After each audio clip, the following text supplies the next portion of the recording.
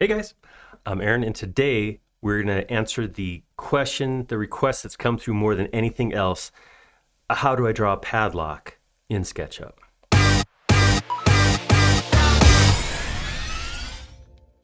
Okay, that's actually not the most asked question. In fact, nobody's ever asked it. But I saw this model and I thought, that is cool. I want to model that. So that's why we're doing it. And not because I get anything out of this. I could model this myself and not video it, not share it with you guys. But what I want to show is how to go about breaking an item in 3D or down to 3D components and building it. And the other thing is just how to go through steps of something you've never modeled before and model it to get better in modeling. So we're going to do that with this 3D padlock. All right. So I got this picture of a padlock. It's got some distinct pieces. I have this body here. Then I have kind of a little rubber skirt, plastic skirt thing down here. I have, of course, the hooply part of the, I think that's the technical term, the hooply part of the lock right here. I can see that the body is actually made of a bunch of different layers. See that I have a bunch of layers here, and then they're all tied together with a series of bolts kind of going through. So the shape itself is not a rectangle. You can see there's a ridge right here. It comes out a little bit. So this is what I'm going to draw. I don't have any reference other than this, so I'm not going to be too worried about being perfect, but I want to end up with a model that looks pretty much like this. So let's start on the ground. I'm going to start with a rectangle. I'm just going to draw a rectangle. That's about the shape I think that is. Like I said, it does come out here at the corners a little bit, so I'm going to come to the middle point. I'm going to come out this far. I'm not going to worry about exact dimensions right now. I want to get the shape in that I think looks right, and then we'll scale it at the end. I'm going to take that piece and I'm going to use mirror on this to mirror across the green axis, but I'm going to drag that green axis over here, hit the modifier key to make a copy, and there we go. There's my initial profile. So if I don't like that, if something's not quite right, a great way to kind of sculpt here is I'm going to use scale a little bit and maybe make it a little bit thinner. That looks closer to what I think that should be. All right, I'm going to grab an arc. I'm going to put a little arc right here and here and here and here. And actually, I think I want to put one here. It's not much of an arc, but you can see it did soften that a little bit. Same thing here. If I zoom way in, you can see that that arc only cuts off a little bit of the corner, which is perfect. I just don't want a sharp corner right there. All right, now as I look at this, there are 1, 2, 3, 4, 5, 6, 7, 8, 9, 10, 11, 12, 13, 14, 15, 16, 17, 18, 19, 20, 20, say 22 wafers here. I want two different profiles. One profile I want is with two big holes where the locking mechanism sticks out the top. The other one is going to have a keyhole at the bottom. All of them are going to have spots for these bolts to go through. So let's start with those bolts. I'm going to come in here with a circle. I'm going to inference this point right here. I'm going to drag that across to this point right here, come down, and I'm going to put a circle that is, I'm looking at my dimensions down here to figure out exactly about, that's right, how big I want to make this. I'm going to make it 1 inch relative to this, what I'm creating. As you're creating, look at it and see what makes sense for yours. It's very possible that this is not the right set. 1 inch is not what you should be using. Put something in that gives you a small hole in here, but not ridiculously small. How's that for accurate dimensions? All right, I'm gonna grab both of those, and I'm going to draw a line across here like this. I'm gonna draw another line across here like this. That way I can grab these two, and I can say mirror.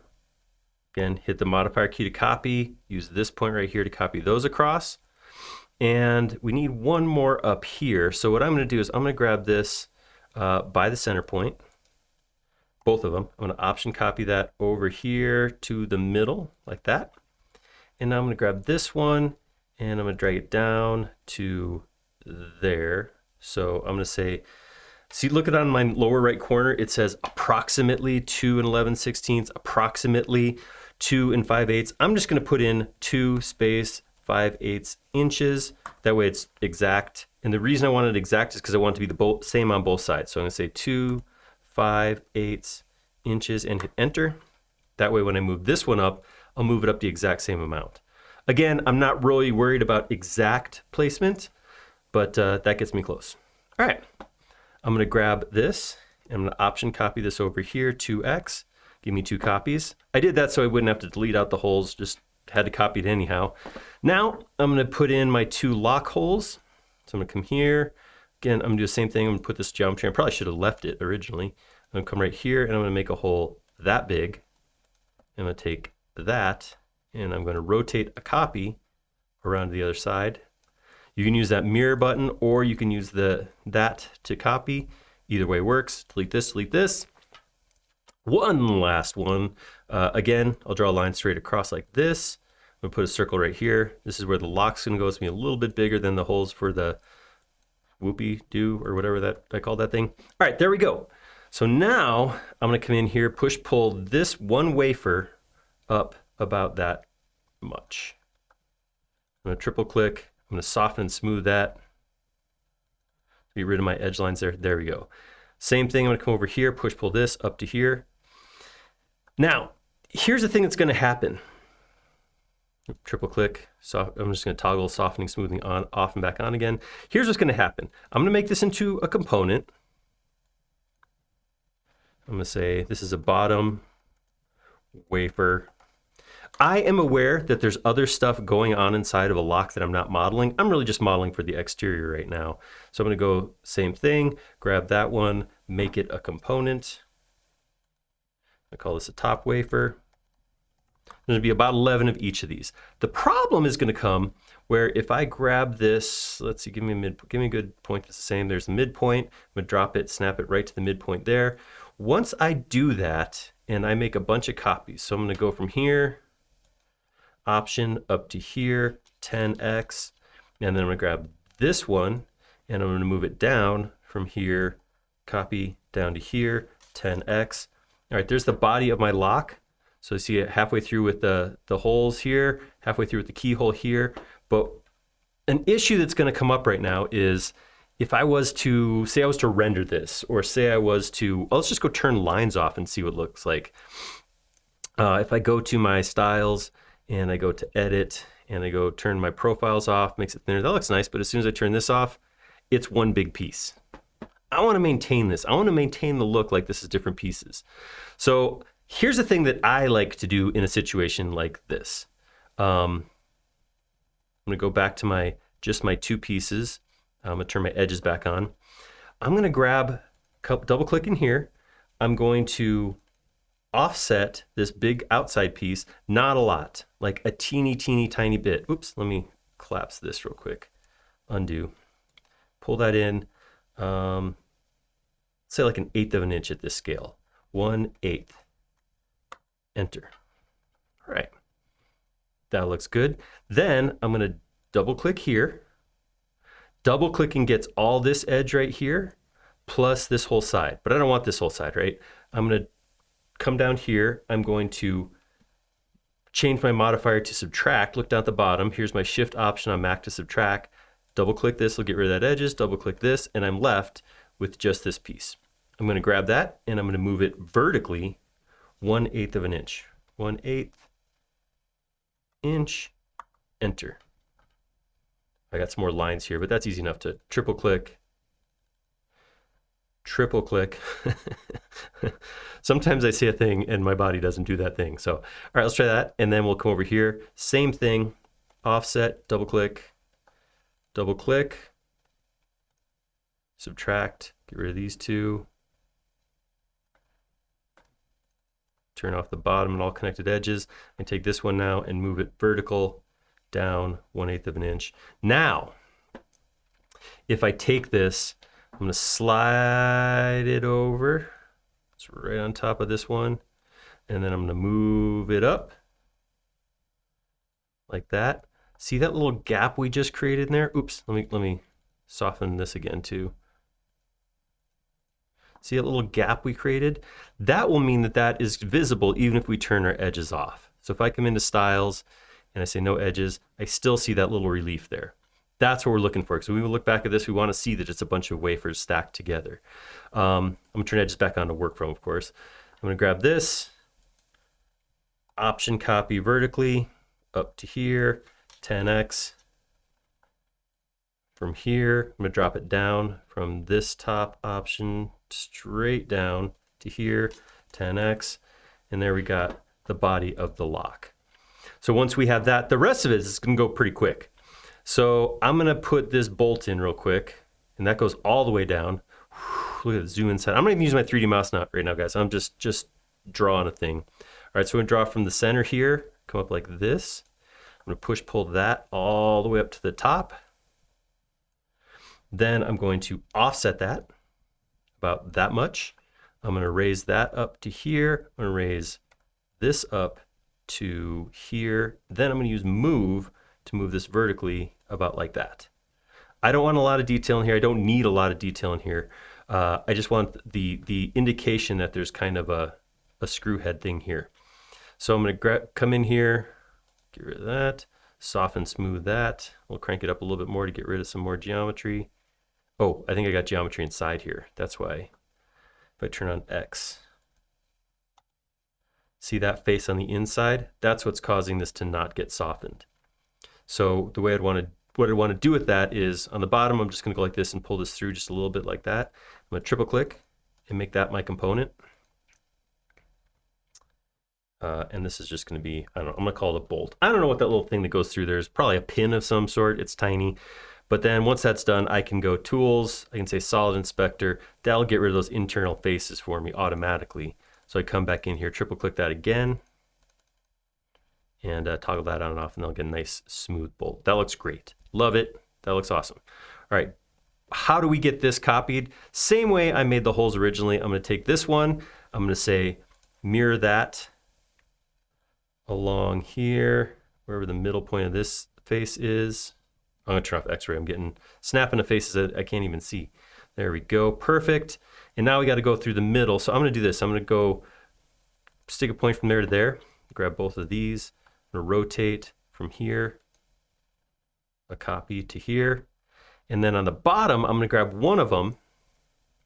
I'm gonna grab it by the edge of the circle right here, option to copy, take that and line it up with the edge of this circle. Perfect. And then I'll just option copy. I'm showing you lots of different ways to copy geometry. You can use move, you can use mirror, you can use rotate, all that works. All right, now to put in the swoopy locky part, I'm absolutely, proper naming is crucial for me. That's why I have terms like swoopy locky part. We're gonna go like this. I'm just gonna draw 3 lines like that. I'm going to draw a circle from here to here. Get rid of that. And there is the inside of our swoopy locky part. For the outside, I'm gonna come draw another circle from here to here. I'm gonna grab all of this, right click and weld, then follow me and click this little guy down here to get that. Boom, done. I'm gonna triple click and make that its own group. For the lock itself, I'm gonna do something very similar. I'm gonna come in here, draw a circle like this. I'm gonna come in here and just kind of here to here go like, I couldn't find a good picture of the bottom of a lock. It was weird. I looked for quite a while and I could not find a good picture. So I'm going to make something up. I'm gonna put 2 lines across like this. And then I guess I could come in and put a little bit more detail, but that's enough for me. I don't need that. I just pull this up to here and I'm gonna go just slightly in like that, triple click that, make that a group, and boom, with that, we have, oh, my skirt right here. I want that. One last thing we'll do. So I'm gonna come here to the edge. Let's say that comes up about 3, and I'm gonna come out about like that far, and then we'll go up to here. And I just wanna push that all the way around. That's a little bit taller than that, isn't it? I'll grab that point, bring that up another one. And I'm gonna make it a little bit wider. There we go. So now what I need to do is I need to create a path for this to follow. So the easiest thing to do is I need to go into this wafer right here, double click, and then turn off that. I have some extra lines right now, but watch this. I'm gonna go copy that. I'm gonna come out here, paste that. And now all I want is this piece right here. So I'm gonna grab that, weld it, and then we're gonna move it from this middle point right here. See how when I select that, that's all that comes up because I pasted it outside of context. Whoops, that was not quite where it's supposed to be, was it? Undo. I grabbed it not in the right spot. Oh, because this isn't in the middle. I got silly. Let's grab it by the end of this line where that curve begins, and then we'll drop it at the end of this line where that curve begins, and then I will select all of that.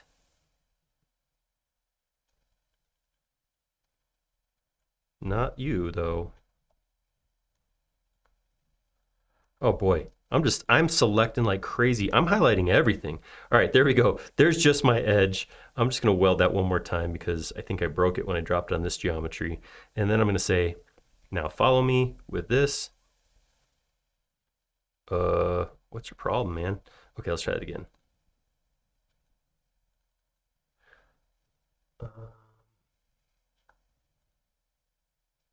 We don't actually have to do it on that. We can do it over here. This is fine. All right, let me try this again. Let's go grab this whole path. Follow me with this shape right here. There we go. That's what I wanted. I'm gonna triple click that, make it a group. Then we'll grab it by the midpoint right here. And then we'll stick it on the midpoint right. I guess it wasn't the midpoint. I'm just slightly off. There we go.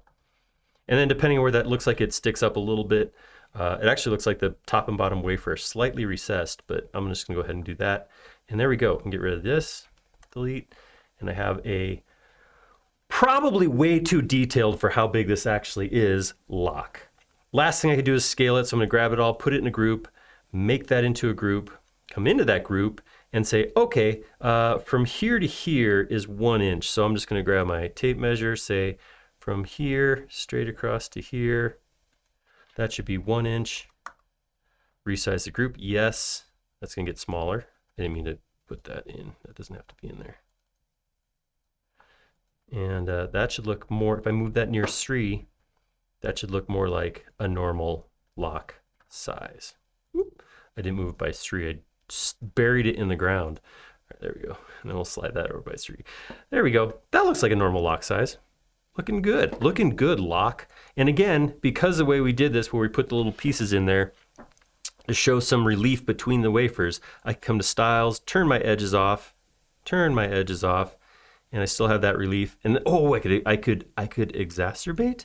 Is exacerbate always a bad thing? Have you heard it used to like say you're making a bad thing worse? But let's say we want to accentuate. That's the term I'm looking for. These lines here, we can go back to styles and go to our faces, turn some ambient occlusion on, and play with that a little bit to see can we get some more relief in there, or some more darkness between those pieces. And yes we can play around with that a little bit. All right, I could spend all day playing with ambient occlusion. Let's call it. There it is. There's our 3D lock modeled in just a little bit inside of SketchUp. Again, you didn't ask for that, but I thought it would be a good thing. I really like this a lot. I went a little bit long. I apologize. I went into a lot of detail on how different ways to move things, copy, rotate, mirror, but that's it. That is how you model some geometry like that. So if you have no interest whatsoever in modeling a lock, find something else you have a little bit of interest in and get a picture of it and model it in 3D space. It is a great way to practice SketchUp. It is a great way to get better at SketchUp. And I would highly recommend it to anybody who thinks they got SketchUp on lock.